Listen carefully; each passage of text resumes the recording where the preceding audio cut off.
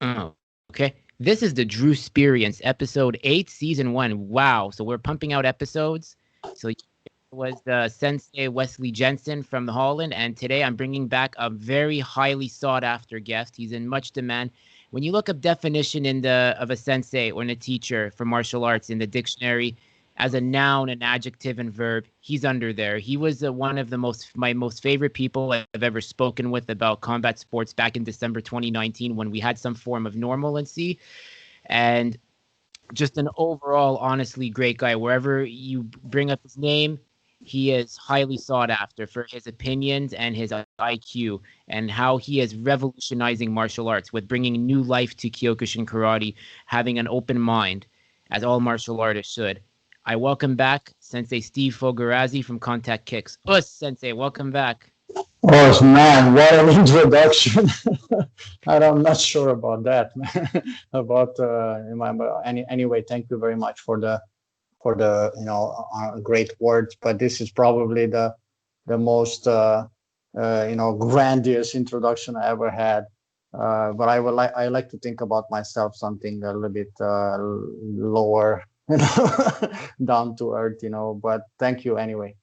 As mentioned, well, when I have my guests on, especially like you, when I get returnees to come on, I really want them to feel special. Even the first time guests, like I had with Wesley, like my goal is to like the show doesn't happen unless they want to be on there. Like I've had a few guests where the chemistry wasn't right, but like with you and then with Wesley and then with Scott, shout out to Scott Henny from Marshall Way Blog. I hope everything's good with him. Like the chemistry was just took off right away, and that's what I like. So, Oh, we have a lot. smart.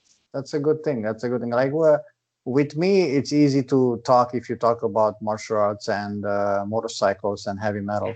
These three subjects, like you cannot go wrong with me. And but if we go into politics, then things can change. That's why we're not talking politics. But Exactly. the one thing I will say about the show is like what I want to do because what I was doing with Wesley is we were talking about martial arts and pop culture, like in movies. So that's something I want to discuss with you tonight because I don't know how well I'm sure you're pretty well versed in all the martial arts movies there are out there. So we're gonna pick your brain about that. But you've been a busy guy and you've really adapted. It seems with since March 2020, we know the pandemic hit, and it's really nice to see how you've been really staying active and keeping everybody in the family of Kicks going. Some changes did happen, which you'll get into, but you're doing amazing work. So, what has it been like for you the past 9 months, 10 months now? Like, what's that been like for you? Oh man, it's been a roller coaster. But in the end, the way I look at it, I always try to look at the bright side and don't let myself how should I say, defeated by whatever comes to me, right? So, like growing up in a communist regime, you had to be inventive and find ways to do things on the ground anyway, right? So, lockdowns for me are not a big deal because basically up to my age 18, I was in lockdown. The whole country was in the communist regime, a dictatorship. It's a lockdown, right? So, we trained in the forest and we were talking like in code. Remember, we were not allowed to own a VCR or a satellite dish, right? That was illegal to have. So people still had VCRs, and we would have movie nights, and we would have to talk like just like only with a group of friends that okay, we're gonna organize a movie night tonight. We're gonna see Jackie Chan or Chuck Norris or Bruce Lee, right? So this months of lockdown, it was a shock. Nobody expected to be this long, right? But then you adapt, right? You adapt and you adjust and you go on, man. You go on. You don't stop. When you stop, that's when you go bad. That's when depression hits. That's when you get the stress and everything. So you don't stop. We immediately switched to Zoom, and then we went outside in the park, outdoor training, and then we found a place that we sub rent, and then back to Zoom, and we don't stop. We compete. We keep going, man, and eventually things will get better and Yeah. something will happen. But this, like, of course I had ups and downs, and I had days when I was like, this sucks, right? And but then you pick yourself up and you're like, okay, I'm gonna do this, and then I'm teaching classes.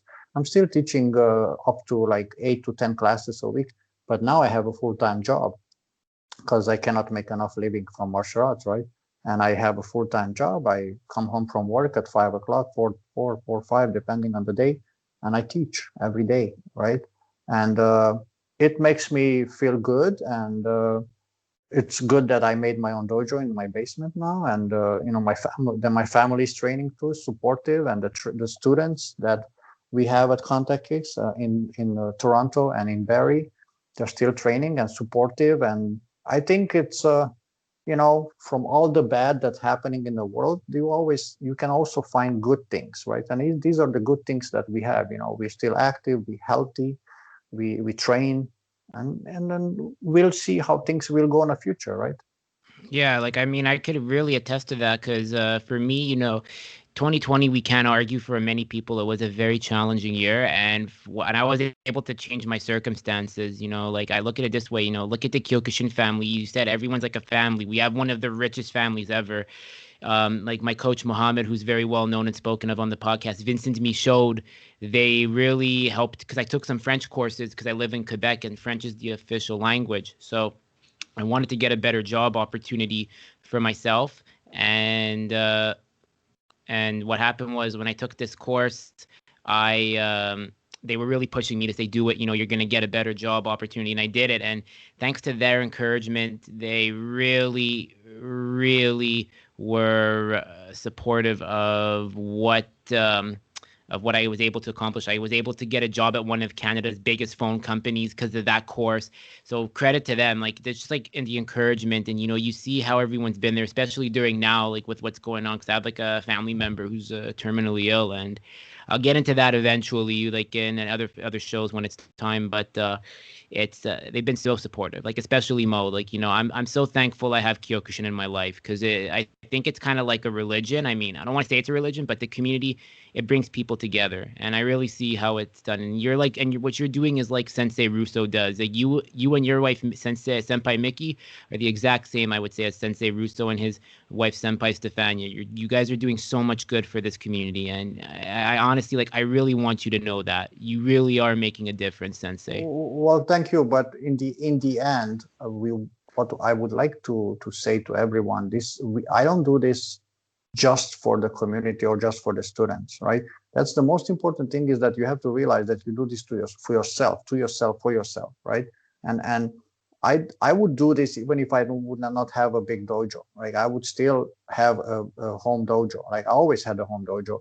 Every time when I had the opportunity, I made sure that I have a room or a space, a backyard or something that's my area, my dojo, right?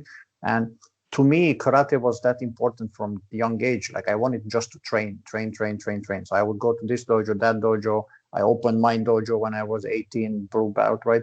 So it was very important for me to train, right? And it was just a way for me to keep me balanced and keep me how should I say, it was a safe space for me, right?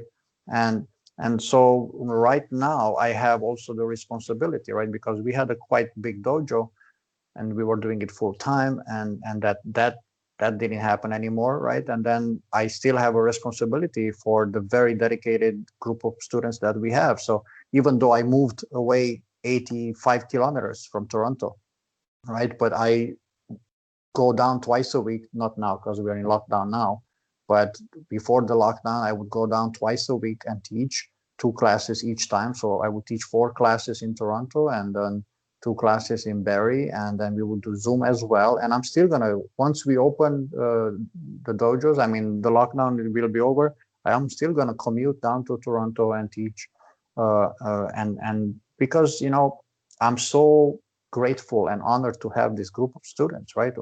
When I see, little kids, 6, 7, 8 years old, and then I see the kids who used to be 6, 7, 8, and now they are 12, 13, and they're brown belt and getting ready for their black belts. I'm just so inspired, right? How can I not go, right? I have no choice morally, and my honor is like I would never abandon them, right? You've really done a good job with that because, like, a lot of these kids, the one thing that people don't realize is that, like, you're getting a lot of okay, but so like by the way, so I'm just answering my stepmom just like asked me something, so let me just tell her. So let me just tell her. Just tell her, okay, sorry about this. Like she just texted me because my nieces were over and my one of my nieces dropped something in my room. So all right. So yeah, that just told her. Sorry about that. This will not happen again. By the way, No like I hope. problem. Yeah.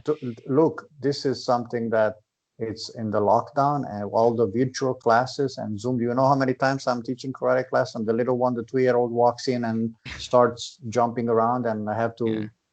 to, ask my wife to go take it away or like this happens everywhere. This happens Hmm. everywhere. People are now online, and while you do online stuff, you have to manage your life as well too, right? So, Yeah, exactly. It's the new way of life, but it's crazy. But the one thing I want to say is that when before this, I got little. I had to. She just sent me a little reminder to come get my niece's toy that she dropped. Um, you have a lot of your students are of Eastern European descent. There's the Slavic connection there. And when someone asks me sometimes who's going to be the next powerhouse in Kyokushin, I said it's going to be Kicks. Well, I said Kicks has already been a powerhouse. I said, but they've really stacked up. I said they've really stacked up their students. I said Sensei Fogarasi has the Slavic connection. He knows good Eastern Europeans when he finds them, and we all know how Eastern Europeans compete in tournaments. They have that never die attitude. They have that toughness. They have that mentality. Just keep going, divide, divide, divide, yeah. and yeah, so that's what really makes it interesting. And you've done such a good job with assembling a new generation of kids from Russia, or like whether they're from, say, former Yugoslavia or Romania, former Czechoslovakia. Do you feel like it's kind of like you being Slavic has helped get this new generation in? Like what? How is it that they connect with you? Like for especially from these countries, what's your trick? Well, I'll tell you something. I'm actually not Slavic because I'm actually Hungarian. So I am from Romania, from Eastern Europe, the Eastern European bloc, the ex-communist country. Hmm. But actually, I'm Hungarian from Transylvania.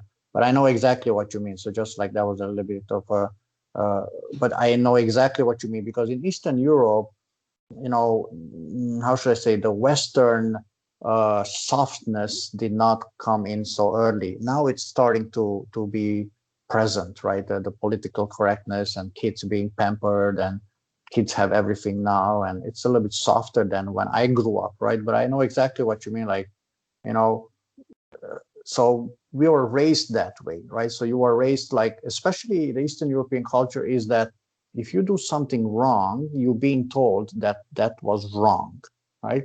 It's not like in this newer era, kids are being told like, oh, well, you have to imply yourself more, try a little bit better. They are not being told that's not good. It's not good, right? So I understand that positive reinforcement is important, and but there is a time when you have to tell not just a kid, anyone, that that wasn't good.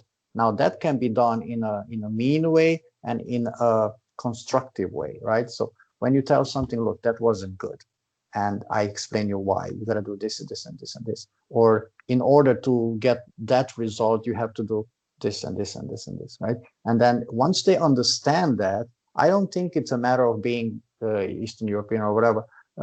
Once you understand what are the steps necessary to achieve your goals, then whoever is willing to work, it will work. Because trust me, I've seen on both sides. I've seen on the Western culture, Western kids who can really apply themselves and achieve great results, or on the other side, on the Eastern Bloc, kids who come from a very tough environment, but they're not willing to imply themselves, right? So, but overall, I understand what you mean. Culturally, those areas, the Russians and the Eastern Europeans, there because of the life, right? Life was a little bit tougher. Therefore, parents were tougher on you. School was tougher on you. So you had no choice, right? You had to become tough. And but it's changing over there too. Now kids spend a lot of time, on the video games, and schools are very permissive, and all these things are changing everything. But my dojo was located in the area close to the Eastern European Russian community, right? So I had some Russian students, probably more than half of the dojo is, from the Russian countries, not just Russia, like Belarus and Ukraine and Russia and some Romanian, some Hungarian, but also some Canadians and uh, Chinese Canadians, and so different. Toronto is very multicultural, right? Yeah, it's like Quebec, but now everyone's left Quebec and they've gone to Toronto over time because that's where there's more opportunity. It's better paying jobs, and well, live there cost an arm and a leg. I mean, let's be honest. In Toronto, It maintaining is. It Toronto, is. yeah, but they've all gone there, and yeah, you even had some. You really had some. Like you not just now, like you said, you were telling me when we spoke on Sunday, you have like a 14 or 15-year-old prodigy. No, I wouldn't know. I wouldn't say prodigy's not. I don't want to like make other students feel like this guy's getting favoritism, but you have a really good one coming in, and this one has the skill set to be something big. And what's impressed you most about him or any other students for that matter that have come in? It's just the work ethic, right? The work ethic and the discipline to follow orders and instruction, right? That's the difference between students or anyone who succeeds at anything, right? It's your work ethic, and then when you're being taught by someone, your ability to follow instruction, right? To be coachable. That's the one of the problems with the newer generations, or they're not coachable, right? Because we don't, like, the system is not teaching them to be coachable. If you give your kid everything, and is not pulled responsible, then he will not be coachable because he's not going to follow instructions, right? So we had some kids. I have about, I would say, 5 brown belts now for Hmm. kids, right? And they started since age 6, and now they're 12, 13, 14, and they're brown belts ready to become black belts. But from day one, they came ready to be trained, to be coached. So in that sense, I'm lucky and honored to have them as students. And these are not those kids that parents brought them in because they were little brats and they needed discipline. Because honestly, I hate that when the parent comes in with a kid, is like, oh, my kid doesn't listen, I need discipline. Can you teach him discipline? I'm like, okay, you expecting me to teach your kid discipline? He's in my dojo 2 to 3 hours a week. He's already 7, 8 years old. He's home with you all day. You raised him like that. And then now you expect me to do a miracle with that. So I don't like that. And in my opinion, very few times those kids succeed if they don't have the support at home and at school.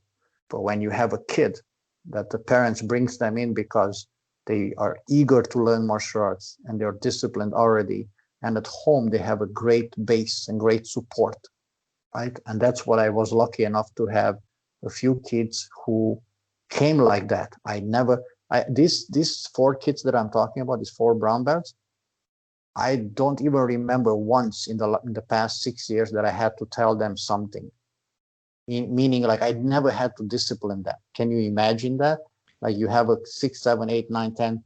You barely had to ever tell them, pay attention or do this or do that. They would listen, focus, work hard, compete every competition, every seminar, every class, barely miss a class. When they would miss a class, the parents or themselves would come next day and say, Sensei, sorry for missing a class. It's like, I had to do this, I had assignment for school or whatever. So actually, in one way, I'm the one who's honored and lucky. Yeah, you really got some good ones, and you've even had some past names, and you still have some present names too. You have Scott, who's helped a lot with you promoting the dojo and Martial Way blog. You have Pavel, who's, I mean, right now with what's going on, I mean, he's kind of off and on. You said, but Pavel is like he's like one of your, I would say he's one of the workhorses you have, like in terms of like he's very open minded, tries new things all the time. And you also had another one that I wanted to talk to you about more, but and like that was Amir Bamaye. He was one. It Amir, was yes. he was Well, I one can't, of. I can't, I can't say I had Amir because Amir already came as a very high level fighter to our dojo, right? Mhm. Amir is a refugee from Iran, right? He escaped from Iran. He's been persecuted over there, and then he came to. First, he was at a different dojo in Richmond Hill, north of Toronto, and then he found out about our dojo, and then he relocated to our dojo, and then he started to compete and train. He was, he's like, I want to get back in shape again, and would you help me to train? And so he helped our dojo too, because he raised the bar very high. And then also we helped him to get back in shape and compete. And now he's a Canadian resident, and so I think he's either a police officer or wanted to be a police officer. So I know he was working towards that goal to Good. become. Uh, but I mean, and Pavel also came from a Shotokan background, being out of shape, overweight. Then he's like, I want to train, I want to compete. I'm like, okay, well, if you want to train, I want to compete, this is what we're gonna do. And we started training hard. He dropped like 40 pounds or something, right? He got in shape. He got his competition going on and everything. And he actually, I think, he beat the record in our dojo for the most training sessions in 1 week. I I think he saw that. had I remember. 12 or 13 training sessions in 1 week. He would do private with me in the morning or weekends and train in the afternoon. He would do karate, kickboxing, jiu-jitsu. He would train all three disciplines. And so very hard working guy, and always present when we had events or anything. And then Senpai Scott, same thing, he's still in charge with our website, blogs, and social kind of media stuff and public relations. And he always promotes the dojo, and he also trains as much as he can, because now people are having different lifestyles, and Yeah. people work from home, and or you have some health issues or whatever. But again, I don't know. I just feel lucky that I have these people, and not just him. I have Senpai Oleg too, who's very dedicated. And I love Oleg. Oleg is like, hey Oleg, if you're gonna listen to this, you're my kosher brother because I'm Jewish and he's Jewish. So like one time he's like I could just picture him. He sent me a message. He's like, hey, he's like happy Hanukkah, and he's like, I could picture him saying it in his heavy accent, and God yeah, bless Oleg. yeah. But I mean, it's not even fair to name people, because I have so many. Like I have Alexei here in Barrie, who's helping me, and he's a brown Mhm. belt, and he's. I mean, I sorry guys if I don't say your name, but you guys know, all contact kick students know how much I appreciate each of them. And it's like we've been so lucky in a way that since March, when the lockdown happened, we had a group of people who committed and trained online in the park and outside. And it's very interesting that the same group of people stayed throughout these 9 months, and maybe even some of the few who disappeared, they came back too in September, October.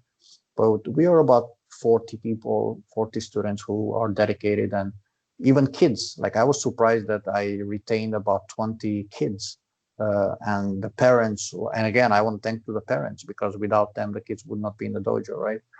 Yeah. Who who had trust and faith in me and what I'm doing and contact kicks and everything, right? So it's amazing, and to me, that's such an honor that I would never, how should I say, even consider quitting on them, or like to me, that's if I know that I have to do anything like beg for money or something, I will still teach the classes, right? Right. Yeah. No, you've really done a great job. And, yeah, I just want all the Contact Kicks members to know, like, you have played an integral role in helping keep the community alive. You think of Toronto now, it's like you just look at Contact Kicks and it's like, then you also have other dojos too. But like, you've done such a good job of like, marketing your dojo. And, you don't just have one style. You also have kickboxing, like regular kickboxing. And then you have jujitsu. And that's something that a lot of senseis like aren't really doing, and they want to keep one style. Do you feel having multiple disciplines has helped you like grow as a businessman and a business Well, owner? of course, it made sense at that time. Now I don't have anymore the kickboxing and jiu-jitsu, but I'm planning to get them back as soon as I have a location, right? So as soon as I have a Yeah. location, I will use the same formula, because not only that makes sense from business point of view, but also complements each other. So, and many students used to cross train, like include, like I said, Pavel, I had Marilyn at some point, Marilyn. Now she's not training, but Marilyn and many other students did karate, kickboxing, and jujitsu, or karate and kickboxing, or kickboxing and jujitsu. So we had that type of membership. We had the unlimited membership where you could train every classes, right? And students loved that because it was only like $20 extra a month, and you could train every class in all disciplines, right? And how cool is that? I mean, right? Your dojo's so cool looking too. Like it's like it makes me want to get up and go there. Like Mohammed and I were like saying, he's like Mohammed's like when this is all over, he's like we're gonna go to kicks. Said It's no yes. more. It's no more that Uh, dojo. It's okay, But but when it will come back because what's it old is will new come back. again, as the saying goes. You have That's how I look at it. You know, what's old is new again. Because I kind of lost my love for Kyokushin during the first wave of the pandemic. Actually, I just had so much going on, and it's like I Don't just burned lose out. your But love then, for Kyokushin. If you lose your love for Kyokushin, it's like losing your love for yourself, man. exactly, and you know what? It You are came back. That's what I'm trying to say to everyone. The Kyokushin is not something that's outside. It's something that's in you. So you cannot lose the love for you. And that's 'cause sometimes I see that, and trust me, it's not. Don't feel bad. It's not. You're not the only one. Many people, oh, I quit Kyokushin because of politics. It's like I don't really get this. Why you mix both? Kyokushin is Kyokushin. Politics is politics. You cannot quit Kyokushin because of politics. Yeah. I know what they mean. I know what they mean. I know what they're coming from. But from my perspective, from my point of view, Kyokushin, it's already part of my life, and it's so much that something that it's part of me that I cannot quit it. Like it's impossible. If I would switch organizations or whatever, that doesn't mean I quit Kyokushin, right? I just do it under somebody else or something else. Like Yeah. same thing. I was in IKO one. I was in IKO one until 2004, and I wasn't happy, so I switched organization. But I never quit Kyokushin. I trained Oh. in my backyard. I went to a kickboxing Muay Thai gym in Denver, Colorado. Actually, I went to 3D martial arts, which was Sensei Clarence Touch, who was the sensei, the teacher of Dwayne Ludwig. Yeah, not many people know this. Dwayne Ludwig has a Kyokushin background. It's very, Enshin, mostly Enshin karate, but because Enshin is based on Kyokushin, yeah. Yeah, I want to ask you about that because I have another guest coming on soon who's an Ashihara background, and I tried that, and I said I'm a Kyokushin background, and he's like, well, Ashihara and Enshin and Sekido, how do you say it, Sedoken, Sekodoken, or Seidokan. Seidokan? It's like they're offshoots, and I'm kind of interested. Like, were these guys former Sosai students that just started their own movements, basically? Correct. That's correct. Yeah, that's correct. They were formal students like Hideyuki Ashihara. It was a very high level, student of Masuyama, Sosai Masuyama. And back in the 80s, I think, if I'm correct, or 70 something or 80, early those years, he split from Kyokushin, and he Hmm. made his own. Not just him and other dojos around him who were under his branch. He was a branch chief, I think, and he made Ashihara Karate, which is basically his name, like Hideyuki Ashihara Karate, and involves a lot of sweeps and throws. Like it's a lot of mix of judo and full contact karate. It kind of reminds me of a style that I'm sure you're familiar with the mixed martial arts fighter Gegard Mousasi. Yes, yes, yes. It's kind of like the style Gegard fights in because Gegard has a judo background with Dutch kickboxing, but he's for sure done some form of Kyokushin or Ashihara. Because yes, when I watch Ashihara, it's very unorthodox. And when I have spoken with Kyokushin practitioners, some of them like they said we don't like facing the Ashihara guys because they have their way of like fighting. And I know They they Ashi, they grab, yeah. they grab and sweep. So it depends on the what rules you compete. Like they have difficult time when they compete in Kyokushin tournaments because they want to grab all the time. And Kyokushin practitioners, I mean knockdown fighters, basically not Kyokushin, like knockdown competitors. When they go to Ashihara competitions, they have difficult time because they are not used to grab and sweep and throw. So same thing with Enshin karate, like Yoko Ninomiya. He was one of the top students of Ashihara, right? And then also when he moved to the United States, he made his own style, which is based on Kyokushin and Ashihara. So it's very similar, same thing. It's throws and sweeps and grabs. And now his son is Mike Ninomiya is the kancho of the style, and Hmm. he even incorporates ground work, nevaza, and submission work and meditation. And so I mean it's cool. I trained at the Enshin Karate headquarters in Denver for a few months with Mike and with Kancho Ryoko Ninomiya at that time. That's And interesting. yeah, That's this so was in interesting. 2000, I don't know, 4 or 5, something like that. Uh, yeah, I put up a white belt, but I went there. I introduced myself. I said who I am. I said I'm a Nidan in Kyokushin, but I would like to do Enshin Karate. I put up a white belt, and of course they saw after few minutes, they saw that I'm not a white belt. I mean, I'm actually what I am. But I stayed as a white belt, and I trained probably more than 6 months, right, with the advanced class, uh, Yeah. and sparring and everything. And it was nice to learn the sabaki method, the rotation and the grabs and the sweeps, and it's very interesting because in under the knockdown rules you're not allowed to grab, right? So, but I Exactly. think for self defense it's amazing, right? To grab somebody's jacket and sweep and throw, and it's good. Yeah, I definitely agree. Here's a fun fact, because I know you know everything about UFC. You're like an encyclopedia with what you know, and I'm kind of the same way Not too. so much lately. Not so much lately. So Since I not have many the people kid, really not since. Oh, you're not really. Okay, yeah, because when you're a father, it's much since I harder. have the kids, my priorities changed, right? So I had my first one, Robert, 6 years old, and now the little one, 2.5. So I'm also getting older. So I'm going towards becoming more like a dad. I'm Mhm. a dad. I don't have the dad body, like the belly and everything, because I still, I'm still skinny and fit. But I tend to prefer to play with my 2-year-old instead of watching a UFC fight. That makes sense. No, yeah, you totally have it down pat. Like you're a great father. Here's something fun that not many people know. The first ever fighter that competed in the first ever UFC is a Kyokushin background. I think you know Yes, him. yes, He's yeah, Gerard Gordeau or Cancho yes, Good Gerard. But why do you yes. think he went under Savat? Because what happened if he? Do you think Kyokushin was kind of like still unknown, or was Savat I more have known? no idea about that. I have no idea about that.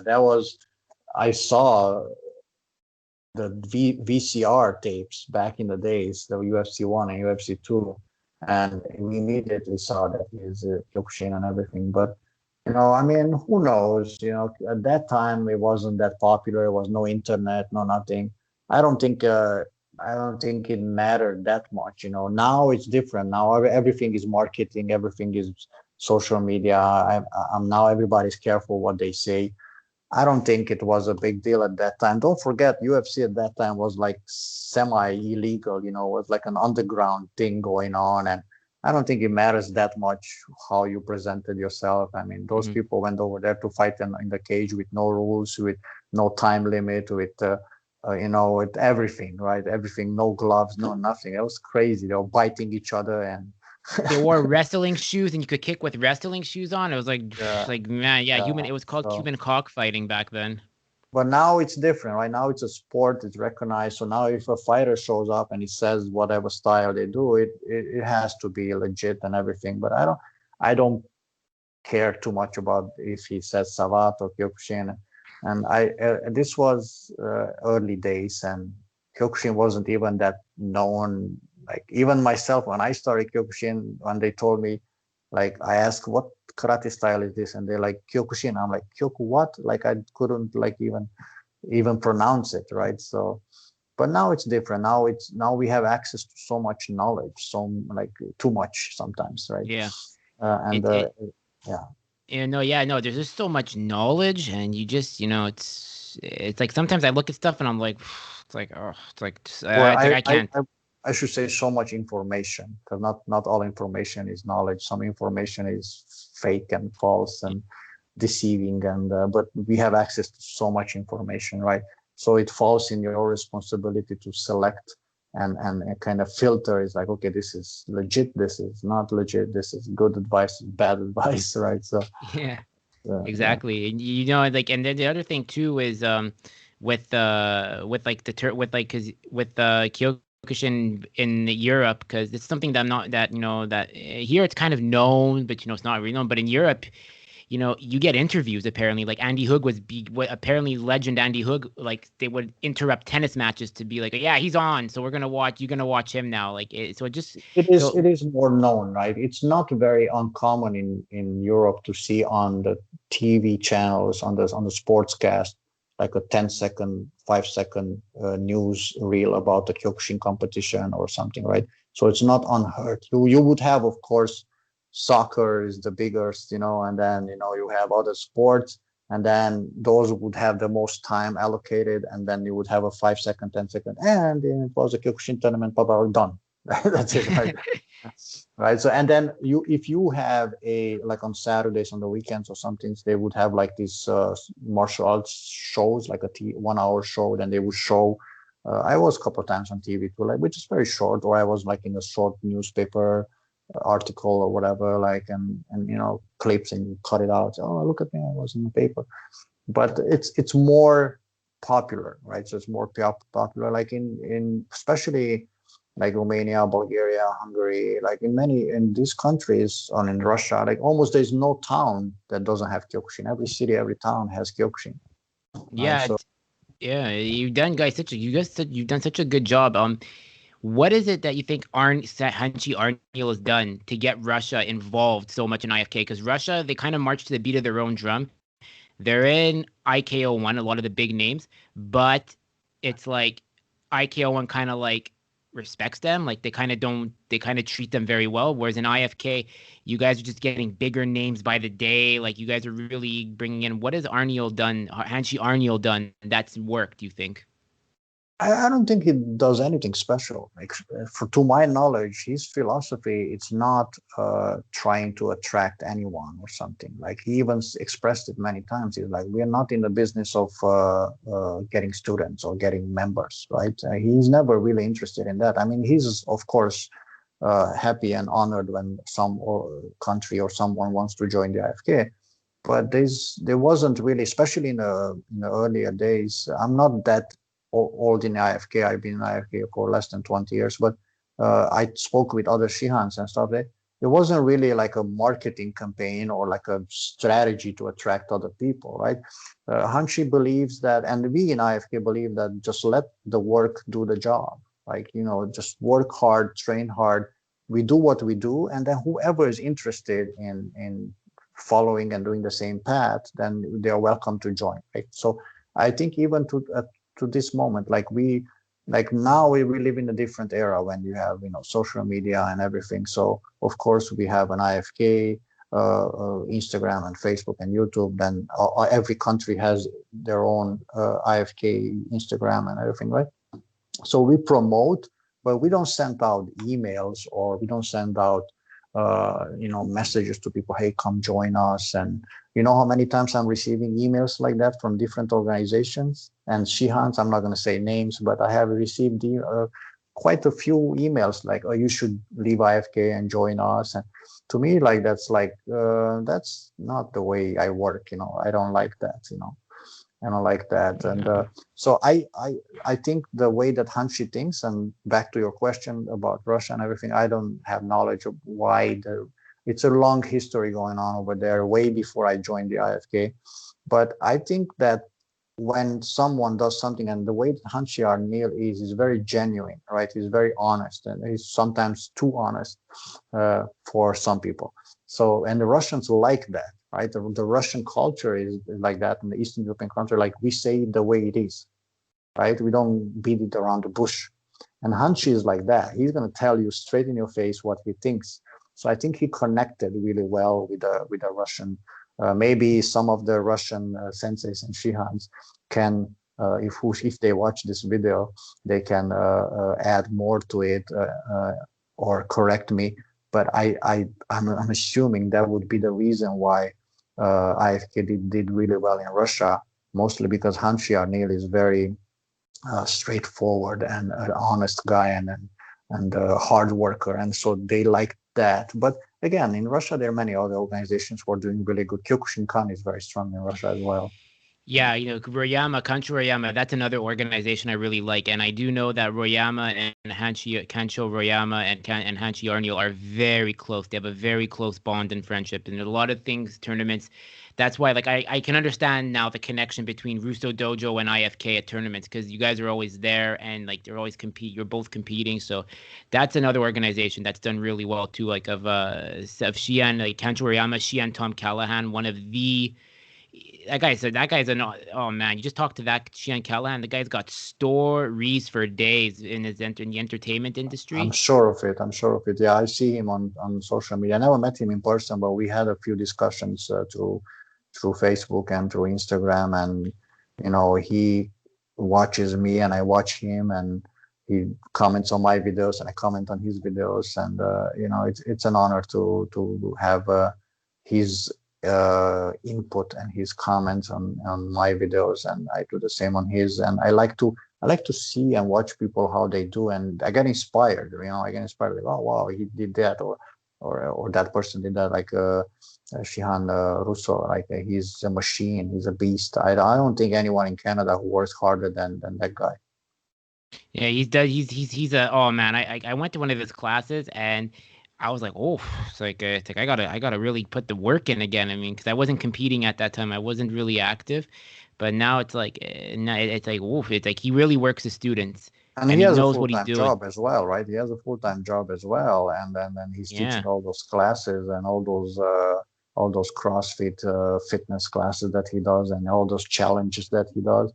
So I'm watching him closely since Shian Russo, and it's like you're doing a great job, and I am inspired, but I can't do that rhythm. I mean, I'm a little bit older too, but still, like and then Justin Mancini is inspiring me too when I see him training and holding pads and hitting pads. And I mean, there's so many great martial artists in Canada and all over the world, and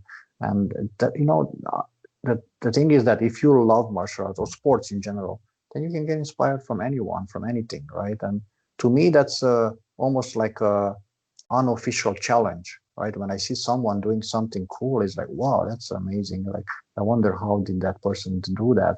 Or if I don't take the challenge, I'm thinking, wow, that person must have done so much training, like so many sacrifices, so like a big effort to do that. Like I'm watching Nicolas Peta's CrossFit videos in Japan, right? And all those exercises that they do over there. Shian Judd Reed, I'm watching his intensity when he's training and teaching, and it's like, I'm sweating just watching him, when he does a combination or some pad work, Shian Judd Reed, I say, oh, right? So, and these are the people that I look up to, and it keeps me going, right? And then, of course, the higher ranked masters and older masters who dedicate time on teaching, right? Maybe they cannot move anymore, like Hanshi Stevanir is 84 or 5. Sorry if I don't know exactly the age, but he's there inspiring and teaching and telling people what to do, and do it this way, do it that way. And so to me, that's what it is, man.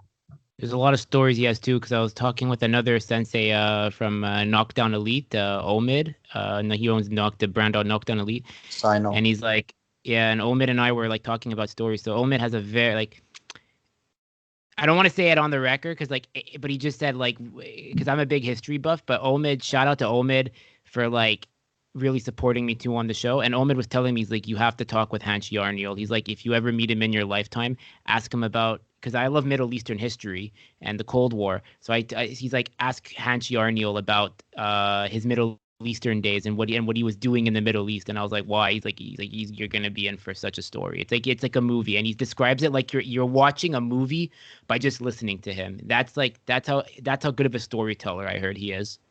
But he's just too humble. Like he's been asked many times to write books and do videos and everything. He just does. He wasn't not much interested. He was always interested in teaching and going to seminars and traveling and being in direct contact with the people. Right. I mean, he's been involved in martial arts so much, and he should have. He could have written so many books and filmed so many videos. He's just not really interested in that.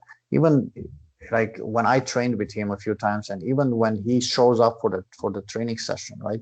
He's so into it. The moment that he steps in a dojo, it's like, okay, let's go, like right away. Like he even like just And then he goes on and on and on and on with the class. I remember when I trained first time with him in the United States in Rochester. I think it was 2006 or something like that. Uh, it was the first class from 7 p.m. and I drove from Denver to Rochester, which is 1,500 miles. Right, that's like almost 2,500 kilometers. I drove like 30 hours. Me and Senpai Mitzi, we were going to the seminar to Rochester, and it was a Thursday. So we drove almost straight. We would drive 6, 7, 8 hours, sleep an hour or rest an hour, drive again. So we drove like up to 30 something hours to Rochester, New York. And then we got there around 6 o'clock. The training session started at 7, and then Hanshi would not stop. We trained until like 10:30 or something. It was almost 11 o'clock. And they kept telling him, Hanshi, we should cut it short. We should cut it short. And he's like, one more thing, one more thing, one more thing. Oh, So then we literally had to like cut it short, like make him stop. He would not stop, right? He would not stop teaching. And I was falling apart. I was almost fainting after driving 30 hours. And that was one of the few occasions that I thought I'm going to faint during the training session. Literally, I thought if this doesn't end in 5 minutes, I'm going to just collapse. And so that kind of person he is. He's not interested in the fame, he's just train, teach, right? he's a real example of what a Hanchi or a branch chief is. He just wants to do what he can. He lets his work do the talking, and that's what I get from him. Like that's what I get. Like because we do see some other like Shihans that like to kind of like be big names. I don't give names or like branch chiefs that want to use their name for their own brand. But like Hanshi Arniel just seems like he just wants people to like embrace Kyokushin as a lifestyle and like as a philosophy. And if they do that, then it's like to him, he's like, okay, my work is done. True. That's what it is. Like he wants people to be inspired and train hard and dedicate and do it with full passion and heart. That's what was my feeling of. That was my impression of him, and that's why I decided to join the IFK. But again, that's not, even if we don't speak about like organizations, and let's just speak about the human, the person, right? So let's assume that he's not IFK or it doesn't exist. Let's assume that it's just Kyokushin, right? And which is actually, we don't have to assume it's just Kyokushin. The rest is just a shell. Yeah, But you gotta look at the human, at the teacher, and this could happen in any other sports, right? I mean, the coach is not just somebody who shows you something; it's somebody that inspires you and teaches you at many levels, right? So you gotta find that connection, and not everybody can connect with everybody, right? The chemistry, if it's not there, it's not there. I had two students who left my dojo because they said they didn't like it, right? And that's fine. You don't need to please everyone. I'm not in the business of pleasing everyone, right? And I never been like that in my whole life. Actually, I've been told many times that I'm not quite nice and I'm intimidating and I'm not the nicest person. And that's fine. Like I'm not the way I am. I might connect with some people and I might not connect with some other people, and that's fine. But today, we have the social media and we have everything. So like sometimes people tend to please everybody. It's like you put a video or you put a picture or you teach a class and you try to please everybody. I don't try to please everybody. It's like, hey, this is it.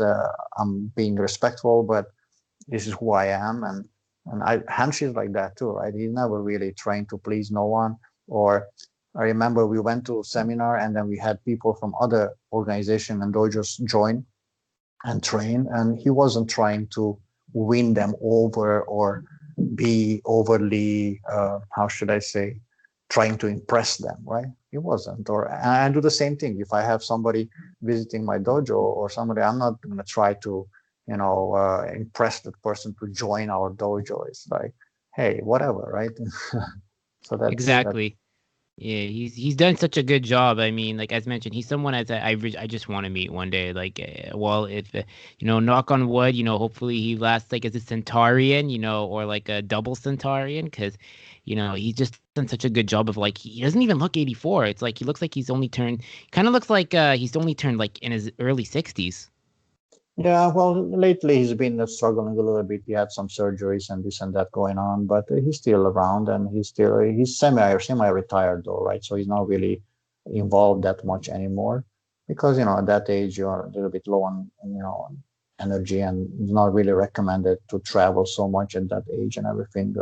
But I still involved and still present, and but the idea is that, like, going back to your podcast and everything, and it's same like karate. Like, you do a podcast or a hobby or any activity that you do, and you just keep doing it. You keep doing it. And back to Kyokushin, like you said, you had a little bit of moment like when you lost a little bit of faith, and that's normal. I had that moment too when I was a yellow belt. Actually, I was testing for a yellow belt, and I got hurt, and I went home and I said, why do I need this? Like, I had the ribs broken ribs, and I was like, for what? Like, this is not, I'm not getting paid for it. It's like, this is crazy.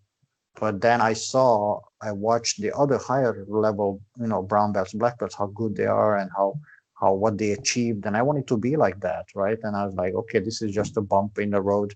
I'm gonna go through. I'm gonna pass through, right? So my advice to anyone and to you who have this, like, few months or a year or two of losing faith and stuff, don't that should never stop you of continuing, because you're still very young, right? You're still very young, and you have plenty of time to achieve your goals. And now you have a good teacher, and you know like, don't let outside politics to No. change your opinion and your love for Kyokushin or whatever you do, right? Because Kyokushin is not one organization or the other organization or the other. It's a style of martial arts, and if you find a good teacher and a good dojo, it doesn't really matter what organization you're affiliated with. I 1000% agree with you. I'm very fortunate that I have a great teacher like Mohammed, but I've also seen Russo too. Like, Mohammed encourages, keep an open mind. You never know who you're meeting and how they can impact you. I mean, I've trained with Russo. When I met Vincent, when I had Vincent Michaud on my show, like Vincent, like, just picking the guy's brain about how he became a champion.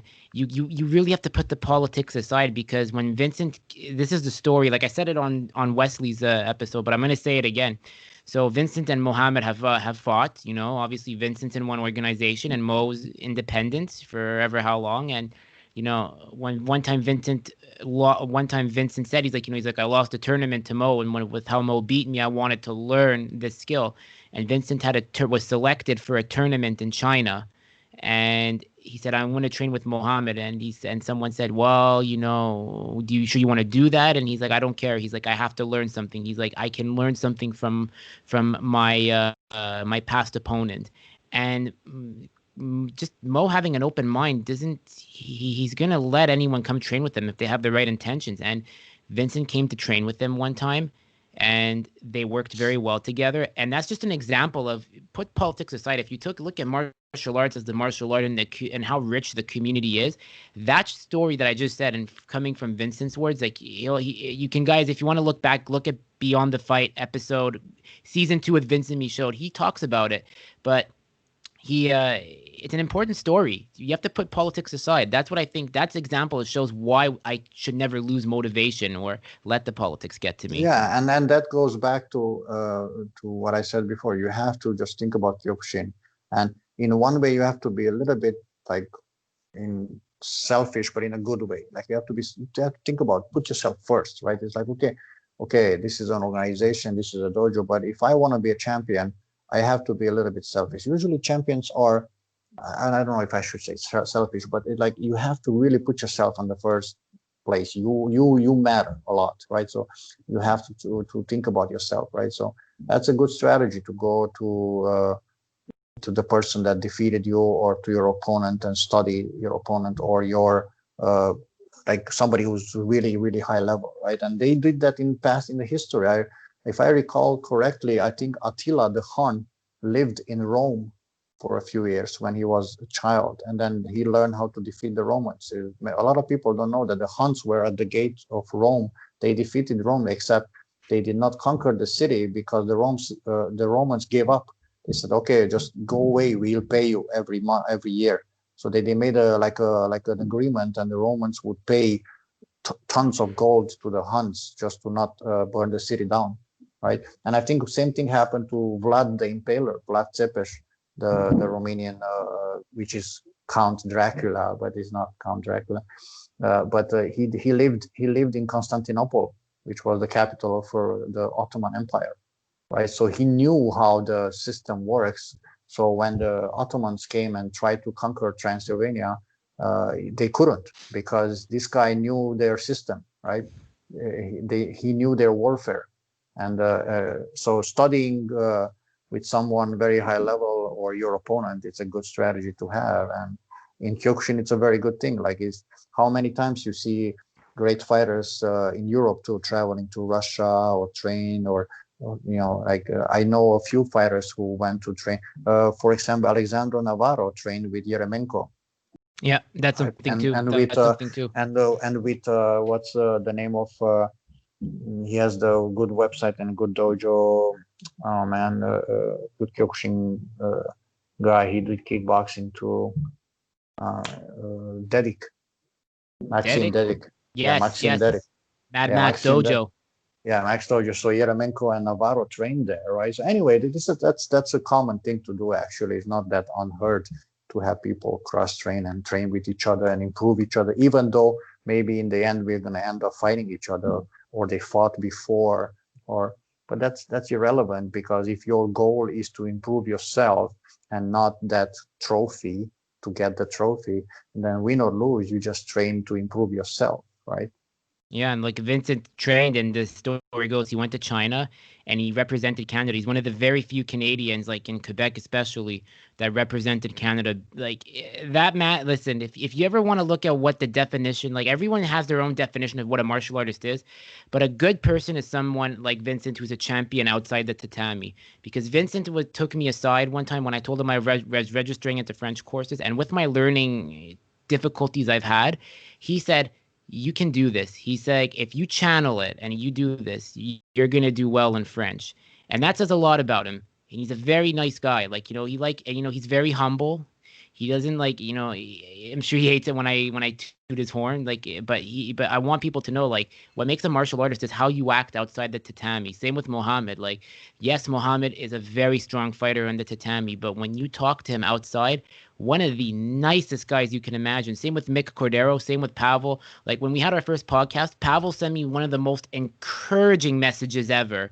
Like it was on my old Facebook before I made my new one, but just to paraphrase, he said, "You're doing such a good thing with this." He's like, "Thank you for giving like Kyokushin like exposure." And my goal with this podcast now is, yes, I'm gonna do Kyokushin, yes, because Kyokushin is what saved me, and I want to give the artists, their platform, especially now during this difficult time. And I mean, I really want to see, when we spoke at the beginning of the podcast, there's many beautiful things that have happened. And I really think this podcast, after having my conversation with Sensei Jensen and now you, and then, I have Darren String, Sensei Stringer, and Justin Mancini coming on. I really think, if the politics are put aside and we're just recognizing it as an art. And I love seeing what I have. Like people are now adding each other because of this show. And I love seeing that. Like I love it when the saying, if you want to go far, go together, comes true. It's true, it's true. Like, but just look at the common factor that all the people that you mentioned have. It's like their dedication and their commitment to their training and teaching, right? And that positive attitude that what they have. I mean, look at the KRT Sensei Wesley and Sensei Stringer, Darren, right? I mean, their classes are amazing. I would say probably the top level in the world right now. And they have such a great group of followers, including myself. I did a few classes, and Senpai Michi is doing quite regular classes because of the time schedule. She's at home, and their classes are around 2 o'clock or something, 2 p.m. Toronto time, Mm-hmm. and it works for her, right? And but so anyway, the idea is that like Sensei Shihan Russo and all these people who are teaching online, right? You see their positive attitude and their dedication. And that's what makes me going too. And that's what should be, how should I say, the motivation and the lesson to all students, for all students, like keep going. If we can do it and we can teach you and inspire you, then you should use the same energy and give back and train and stay focused and dedicated, right? I mean, there's no other way. If we would know a different way, we would do it. There's no other way. Like the only way I do I know how to train and teach is by doing it, right? So you do the punches, the kicks, the combinations, the whatever, right? The kata, the syllabus, the kihon, and you keep doing it, you keep doing it, and as you do it, magic happens, basically, right? It really does. Oh, and there's one thing too. Like, if there's one thing I could say, like, if there's a, because I now I'm more open about it. But before, when I spoke with Wesley, like, I was speaking about how Kyokushin saved me, and I was in a very bad spot. Like, I mean, I know I beat a dead horse, but I want even your students to hear when they listen to this episode. I was in a bad spot 2 years ago. Okay, I was grieving my dad's loss of 4 years after he passed away. I didn't grieve it properly. It led to some very self-destructive behavior patterns while training. But then when I met Mo, and a good teacher is one that takes you aside that says, hey, what's going on? It's like, if you want me to work with you, you got to get help. You really got to seek out some attention for yourself that you're not like addressing. And then he motivated me. He said that motivation, to get a better job, because he's like, you're so smart. He's like, why are you working at like a supermarket? There's nothing wrong with working at a supermarket, but when you hear me talk, and when others hear me talk, they're like, how do you work here? Like, how do you not work in like a big company where like you could succeed? And I thought of it, and I was like, hey, you know what? I'm kind of selling myself short. And Kyokushin has really given me that, to really better myself, and not just the discipline, but to change the mindset, to really flip the script and say, instead of saying, oh, I don't know, or it's saying, no, it's like, I'm going to do this and I'm going to keep doing it. If I have to crawl, I crawl. If you have to walk, you walk. If you have to limp while having a broken rib or like your guts are spilling out, you're going to find a way to do it. As long as you can breathe, it's like, as long as you can breathe, there's a way. When that's how it is. And that's how Kyokushin has really saved me. And, like, I mean, It's true. It's true. and You have to have to keep balance, right? And I always say the same thing to my students too. Like, but to me, it's like a ritual. Almost every class, at the end of the class, and my students probably are laughing. They know that sometimes I talk 10, 15, 20 minutes at the end of the class, and we touch subjects like this. And I always say, look, if you don't have balance outside the dojo, if you're not resting properly, eating properly, you have fulfill your life outside the dojo too, right? So don't abuse substances, don't have too much stress in your life, then you're not going to succeed in Kyokushin, right? And then it's the same way, the other way backwards, right? So if you are good in Kyokushin and you're training hard and you do like 10 classes a week, but then the outside work, it doesn't, the outside life, it doesn't complement your dojo life, you're not going to succeed. No matter how talented you are in Kyokushin, no matter how strong you train, you're going to fail because your outside life is not good. So it both ways, it has to complement. It has to be, a perfect balance, right? So mhm. if you train too hard and too much and you neglect your outside life, you're going to collapse. If you do it the other way, if you just party too much and live unhealthy and everything, you're going to collapse in Kyokushin. So it doesn't matter. Like it has to go both ways. Both ways. It has to be a good balance. And every time when we are in the dojo, it's a good day because that means you somehow made it happen. Your life is balanced enough that you can show up. You're in good spirits. You have time to train. You have the financial needs to train. So my advice to anyone is to keep a good balance. Okay, if you don't train enough, make sure you find time to train. If you train too much and you train too hard, make sure you find time to rest and to relax and to spend time with your family and or work on your career too, on your job, on your advancement outside the dojo too. So it has to be a very healthy balance, especially on long run. You can do Mhm. it for a year, you can do anything, or 2 years, right? But if you think about 10 years or 20 years, it needs to be a very fine balance between what you do outside and in the dojo. So basically, in my view, it should not be difference. Like you should be as balanced outside like inside the dojo. Like a training session. A training session should not be so off balance that you will get hurt. Same thing with your life. If your life is very off balance, you're gonna get hurt. Something's gonna happen to you. It's very true. And I mean, even the community too. Like, I mean, what Kyokushin has given me too, it's like it's given me better friends. Because before, like, I had a lot of hangarounds. I had people that just didn't have my best interest. And like the community is so like non-judgmental. Like, it's like everyone, like, it's kind of like going to church or synagogue, like without the religion, because like no one's perfect. And you learn that with this art, like no one, everyone's got their reasons to why they do it. And you can't be judgmental. Like I remember when I took it up, like so I got into martial arts because I used to be very bullied. Like I was very chastised. It's the classic case, never felt included. And if I did feel included, like they would just mock me of how I talked, how I spoke, how I acted. And I always like wanted to be in team sports, but I knew I couldn't function in team. But I always had that desire to fight. And I used to play fighting video games. I watched all the movies, Blade 2, Rocky Four, Bloodsport, you name it. Never Back Down. That was the one that really got me into wanting to be into martial arts. And when I finally did it, it's like as cliche as it is, it's like it's changed me. Like it really has. Like I find Kyokushin has really given me a sense of purpose. I feel like in my job too now, like that I have, like I'm able to apply what I learn. The dojo kun code. Be a better person. Never show up late. My philosophy is never show up. Don't just show up in time. Show up 15 minutes early to show that you really want to be there. That's something that I really take away from what the lessons are in the dojo kun. True, true. But that's the same. Like, if what I try to always use in examples as like would be the same if you would do anything. I, I, so Kyokushin, yeah, Kyokushin is important. The I think what I want to say, like for example, if you read Miyamoto Musashi, when he gave up on the swords fighting and he went to uh, help that village with agriculture, right? So he wanted to see if he can use the same principles that you use in sword fighting in agriculture, right? To succeed with the same methods to defeat the elements, the nature, the rain, because that village has had the problem with the rain. They were flooding, and their fields were always flooded and could not have crops. So he figured out how to do dams and irrigation, and so the fields will stay not flooded and the people would not starve. And he failed first year, but then he succeeded after that.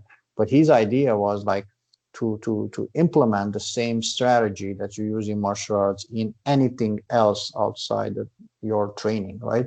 So same thing, like if you're a carpenter or a plumber or a mechanic or whatever, you have to use the same things. You have to have discipline, you have to have balance, you need to have to balance in life, right? You need to have skills to be able to complete the task. You have to be trustworthy, you have to work hard, right? So there's no difference in my view.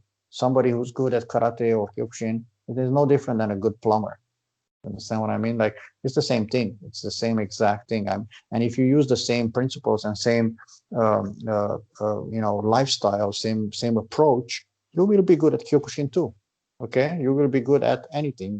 And now you have a new career, and you decided to change, and you learn French and everything. But you use the same principle, right? I want to Yeah. be successful.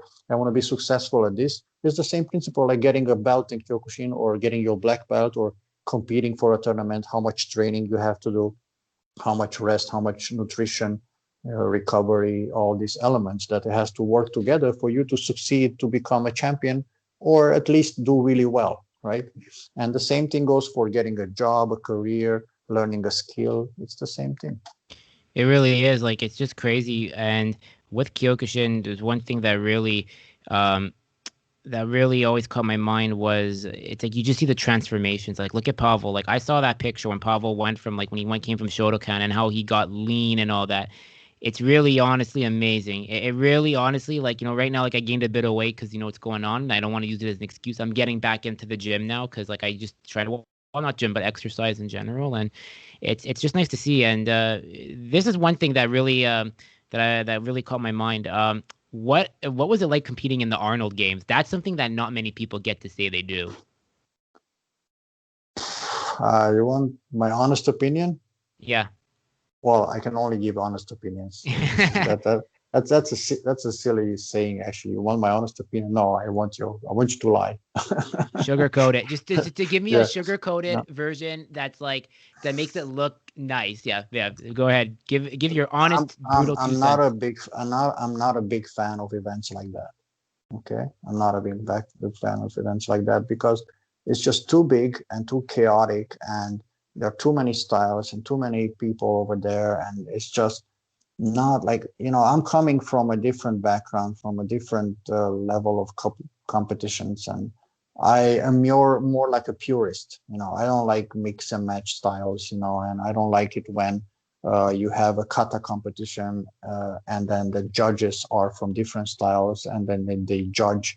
You know, you have even kung fu, and then you have karate, and the kung fu is judging karate, and the karate is judging kung fu, and it just doesn't work for me like that. Like, and that's more like an American style of martial arts. You know, it's like Hmm.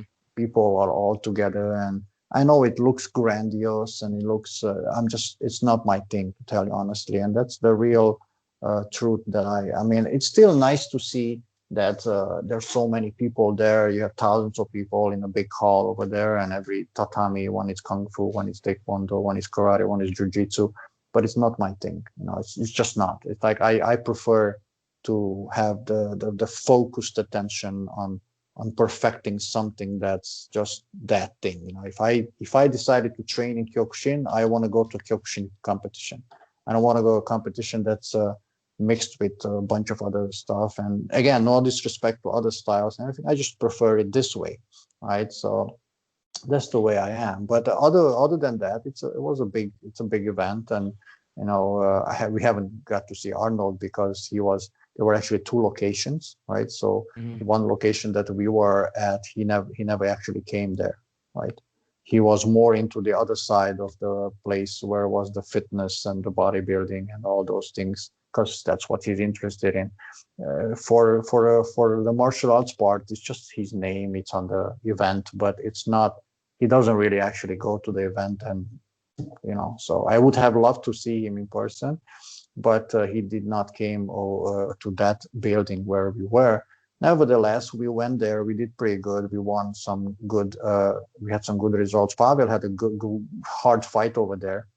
Yeah, he in his division they were short on his division, and then he ended up fighting a second degree black belt from Mongolia. Wow. Oh my, that's a Yeah, warrior culture. Talk yeah, about a warrior culture. yeah, and he was a very hard. The video. It's on YouTube, and it was a 3 round or 4 round fight, and he got punched in the face really hard, and he almost got knocked out by being punched in the face, right? Because the guy was a kickboxer, right? He was a kickboxer with some Kyokushin background or Kyokushin background competition or whatever.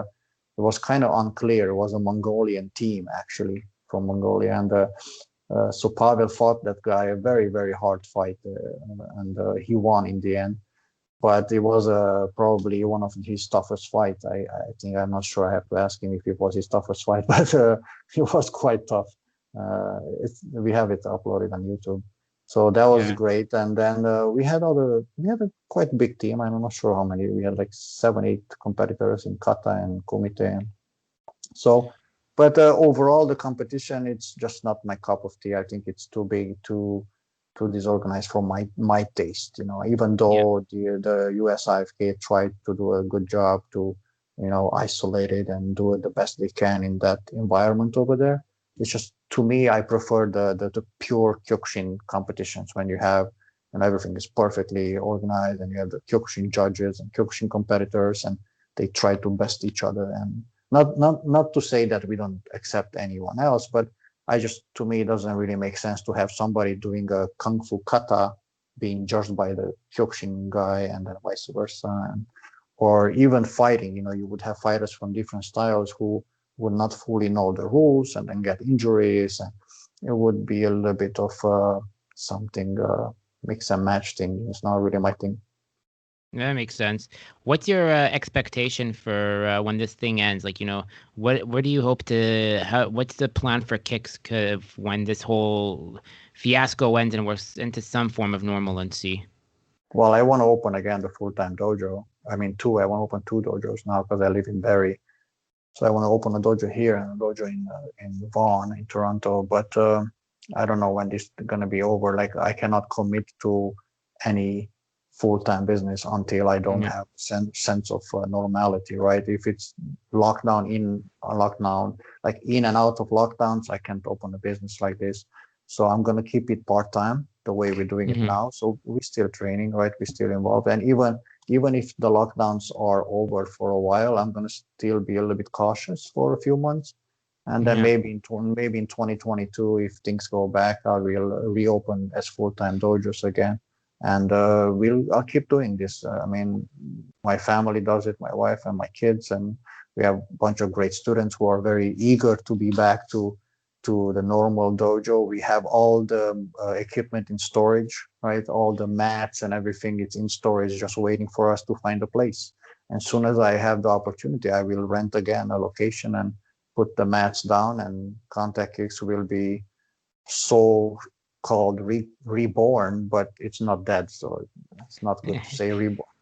I still want my Contact Kicks hoodie. That's like your inside joke. It's like, hey, can I get a hoodie? No, I don't have your size. Hey, can I get a hoodie? Oh, they're all sold out.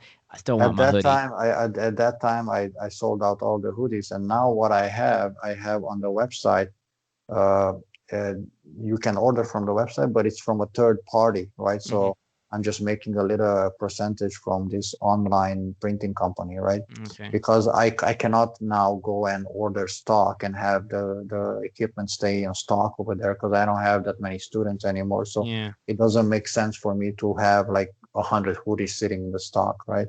So I got rid of all the stock as we had. I think we have like really low stock on everything, like almost Okay. zero everything, because now it's we are in a standby situation. It's like, hey, let this lockdown get over with, let the life get back to normal, and then I will reopen again a dojo and make again merchandise. And but the point is that it's very difficult now for everyone. Like, look at the businesses are failing. I mean, the restaurants are closing, shops are closing, uh, and who knows what's going to happen in the next 6 months, 1 year, right? I Yeah. mean, but nevertheless, like, you have to create your own environment. Like, you're doing this podcast, which is for you a way to keep you like engaged and safe, and gives you a goal, something to look forward and work towards, right? Makes you feel good, right? It's like, oh, I have this podcast and I'm excited about it. And right, same thing with me with the training. Like, I train, and then I have private students, and I mean, I'm so honored to have. I want to give actually a shout out to Chris from the UK. I mean, training. He's training at midnight. You know, he's training 3 times a week, and private sessions, and he's committed. It's been like 2 months already. So yeah, it's amazing, and you have to look at the bright side always. Always look at the bright side. Like the song says. It really is true. Every time I finish a podcast, like especially with this one, it's like, oh my god, it's like I just had a great podcast. This week has been like the A-list team. It's like I had Jack Hermanson from the UFC come on, which like no one expected. Then I had Wesley Jansen, which had been in the works for like over 6 months, and people were like saying like Wesley's a good guy, but he's just very busy. And I caught Wesley right at the right time, and then now which you were in high demand, in extremely high demand too. Like Mo was asking when are you coming back on. Russo once told me off the record, sorry, you know what, Sensei, I'm not sorry, because I know you liked that episode when I first interviewed Sensei Fogarasi. Sensei Russo was like, yeah, it's like I'd like to see Fogarasi back on again. So you're almost there with him. He has 3 appearances, you have 2. So who knows? Maybe there's a little friendly competition of who can But come you have on to the stay most. busy. I think if you stay busy, that it's healthy for you. Like, I'm talking about good busy, not bad busy, because you can have bad busy too. You can work crazy jobs and crazy hours and then go crazy, like unhealthy. But if you do stuff that keeps you happy, and do like you schedule your life in a way that like you're busy, that's good for you, right? Right now I'm actually busy too, but I try to find time with my family, and then I work, and then I do the classes, and do whatever I can. But it's good busy, and I plan a lot in my head. Like, my wife always laughs. She's like, oh, you're planning, like you're so far ahead in your head. And that's just the way I am. I like to be very far away on my head. Like, going very far, like 5 years, 10 years, and I'm dreaming about things that for some people are scary. And I remember I read somewhere a long time ago that your dreams should be scary. You should dream so big that it should be scary. It should be like, whoa, how I'm gonna do that? But you're gonna find a way to do it, right? So don't dream small. Like, it's like, oh, I just wanna get this. No, just wanna dream big. It's like I told my wife, I want to have 5 dojos in one at some point, but I don't know when that's gonna happen. Or same thing when I moved to the US, and like I want to move to the US, and then same thing when we moved to Canada, and same thing then I said I want to do full-time martial arts, and it happened. So to me it works. You need to find, or whoever is watching, when I say you, I say to everyone who's watching, find whatever makes you click, whatever makes you happy, and don't listen to anyone else. It's like, oh, that's not good for you.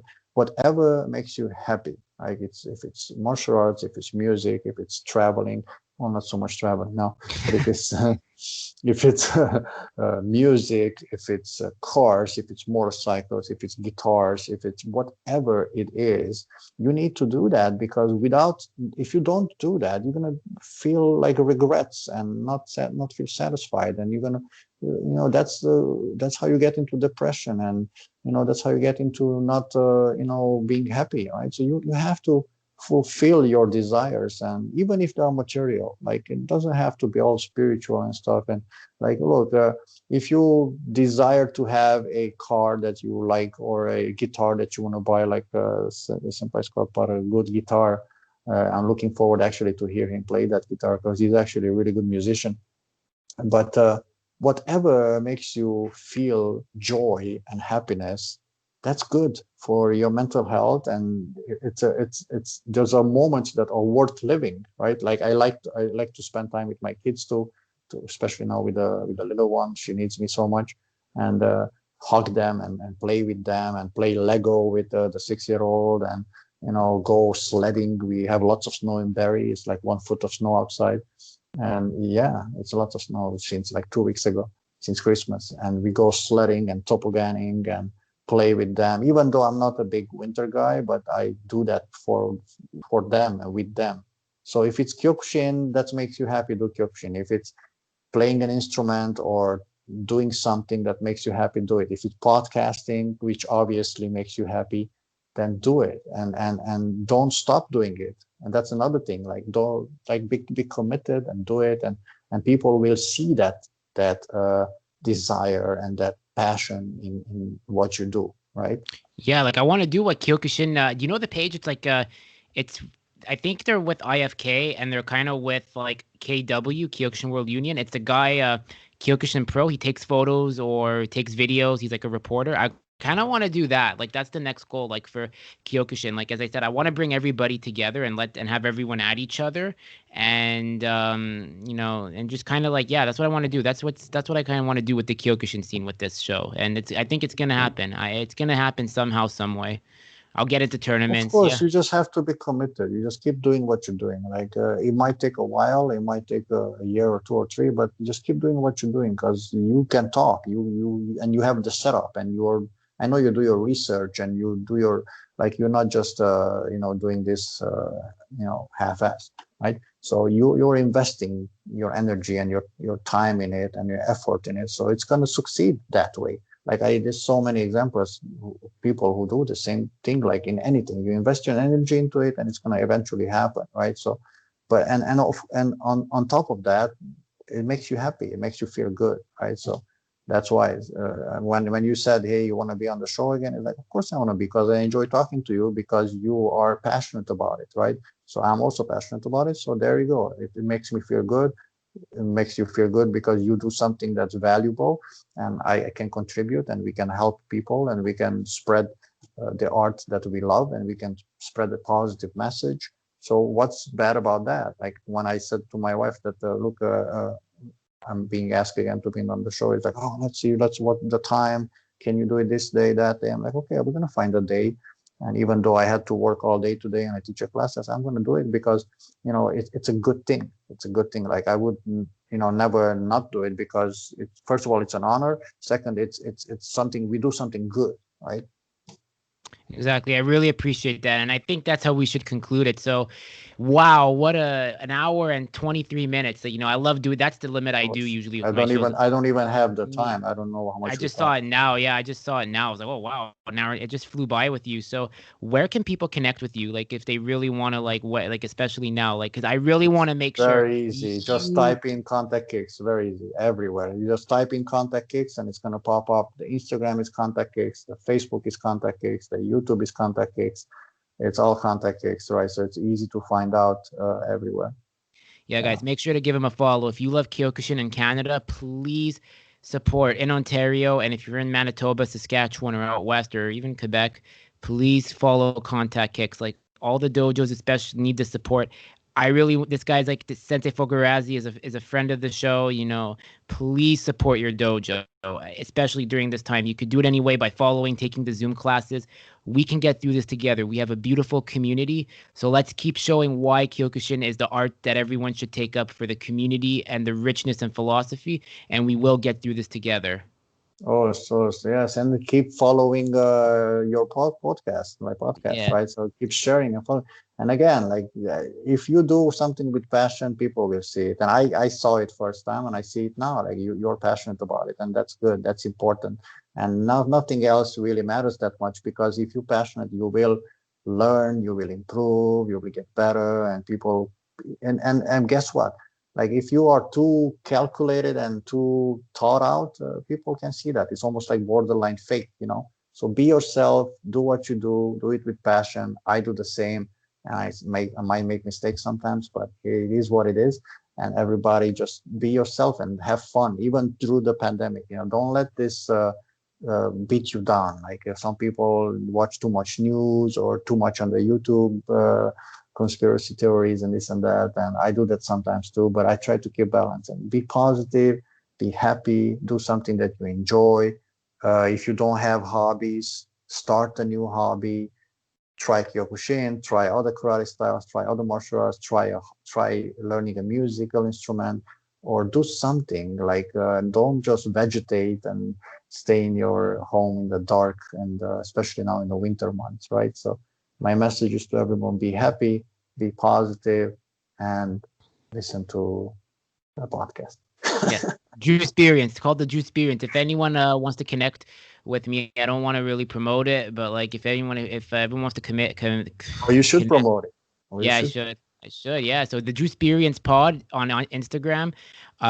If you want to connect with me, if you're a Kyokushin practitioner, Sensei Shian and IFK or Kyokushin Con or elsewhere, but more IFK and Con because I love you guys. You guys are like family. Look me up, Drew Michaels on Facebook, Twitter, Drew Nomad 3, I believe. Instagram, my personal Drew Nomad 55. If you love martial arts and you want to talk, if you're a pro, semi-pro, school owner, let's make this happen because I love what I do. And once again, guys, please, this podcast is more about Sensei Steve Fogarasi. Contact Kicks everywhere. They're the ones to follow. Us. All right, Us. Andrew. Thank you. Us. Thank you. Us. Us. Us.